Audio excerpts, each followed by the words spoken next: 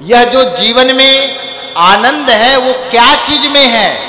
संसार की भोग विलासता में, ऐश्वर्य में, पद में, प्रतिष्ठा में नहीं। आनंद तो सिर्फ भगवान का गुणानुवाद गाने में है। जहां भगवान की कथा हो, भगवान का कथा का रसस्वादन करने का मिले, वही आनंद की प्राप्ति होती है। तो ये सत्य, चित और आनंद कौन है? भगवान श्री कृष्ण है।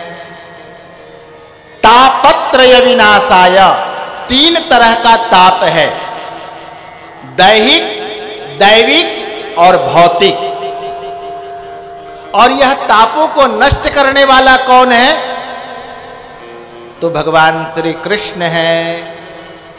और यही ताप से हम सब ग्रसित होते हैं। तो इन तीनों तापों का अगर नष्ट करने की दक्षता किन्हीं को प्राप्त है तो वो भगवान श्री कृष्ण है। सच्चिदानंद रूपाया विश्वोत्पत्त्यादि हेतवे, जब यह पृथ्वी पर पाप कर्म बढ़ जाता है तो यह पृथ्वी जलमग्न हो जाती है। और तब यह सृष्टि का निर्माण ब्रह्मा जी करते हैं। ऐसे ऐसे 27 कलयुग बीत गए हैं, हम लोग 28वां कलयुग में चल रहे हैं। ऐसे ऐसे 27 कलयुग बीत चुका है। अष्टाविंशतित में आप लोग जब यज्ञ में बैठे होंगे तो ब्राह्मण देवता संकल्प में करा रहे होंगे, अष्टाविंशतित में कलियुगे कलि प्रथम चरणे। तो इस तरह से जब ये तो घोर कलयुग है महाराज, यहां तो पाप कर्म और ज्यादा होता है। तो इस जगत की उत्पत्ति, इस जगत की स्थिति और इस जगत का लय कौन करने वाला है? भगवान श्री कृष्ण। जगत की उत्पत्ति करता भगवान नारायण, इसका पालन करता भगवान नारायण और इसका संहार करता भी भगवान नारायण है। ऐसे तो सृष्टि का रचयिता ब्रह्मा जी हैं, पालन करता नारायण है और संहार करता शिव जी है। लेकिन उसके मूल प्रणेता कोई है तो भगवान कृष्ण है। उनके द्वारा ही इन लोगों को कार्य बांटा गया है। तापत्रय विनाशाय श्री कृष्णाय वयम नुमः। यहां पे वयम शब्द आया है। संस्कृत में वयम बोलते हैं हम लोगों को।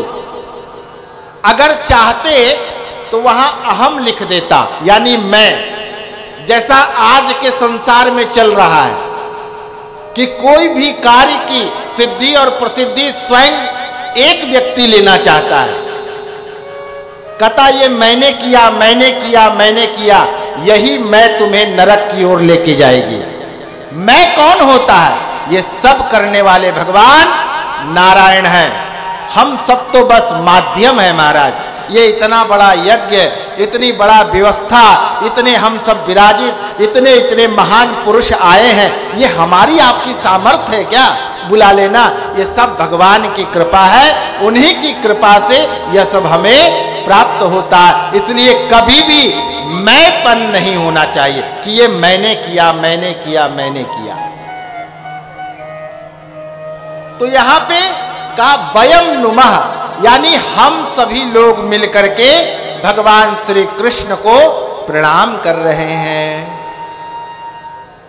आज लोग चाहते हैं कि सिर्फ मेरा कल्याण हो, हम बढ़िया सुखी हो जाए, हमारे घर में सब लोग आनंदित रहें, लेकिन पड़ोसी के घर में जितना दुख हो सब उसके घर में आ जाए, है ना? तो भैया हमारे यहां कहा गया सर्वे भवन्तु सुखिनः सर्वे सन्तु निरामयः।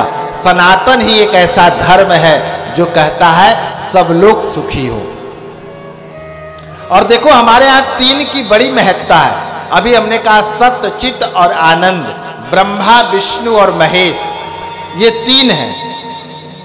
और महाराज जी विदेशों में जाते हैं तो ईसाइयों का नाम भगवान का क्या देते हैं? God, GOD, God.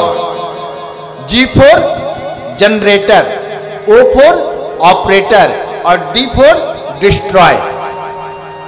यानी उसमें भी यही है, जनरेटर, ऑपरेटर और डिस्ट्रॉय, यानी जगत की उत्पत्ति करता, स्थिति करता और लय करता कौन है?